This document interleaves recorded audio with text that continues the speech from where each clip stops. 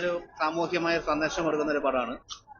ഒരു സസ്പെൻസ് ഒക്കെ കണ്ടിരിക്കാൻ പിന്നെ അതുപോലെ എന്താ പറയുക, ഇപ്പൊ സമൂഹത്തിൽ നടക്കുന്ന ഒരു വലിയൊരു തെറ്റായിട്ടുള്ള ഒരു ടെൻഡൻസിക്ക് എതിരായിട്ട് നല്ലൊരു മെസ്സേജ് കൊടുക്കുന്ന ഒരുപാട് ഒരു സാമൂഹ്യമായ നന്മ ഉദ്ദേശിക്കുന്ന ഒരു പടമാണ്. അതിന്റെ ഒരു മെസ്സേജ് വളരെ പ്രാധാന്യമുണ്ട്.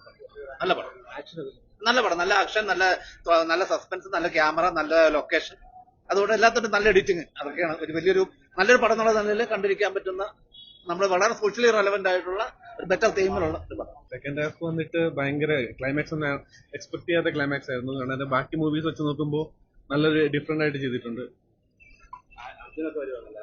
അർജുൻ നല്ലൊരു ക്യാരക്ടറാണ്, ഫുൾ ലെങ്ത് ക്യാരക്ടറാണ്. പിന്നെ നിക്കി നല്ല ആക്ടിങ് ചെയ്തിട്ടുണ്ട്.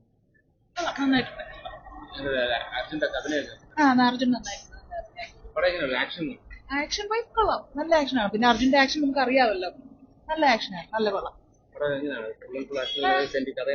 കഥ കൊള്ളാം, എല്ലാരും കണ്ടിരിക്കേണ്ട കഥയാണ് ഇപ്പോഴത്തെ ലേറ്റസ്റ്റ്.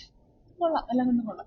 അർജുൻ നന്നായിട്ട് അഭിനയിച്ചു, ആ വിചാരത്തിന്റെ നന്നായിട്ട് നല്ല മൂവിയായിരുന്നു.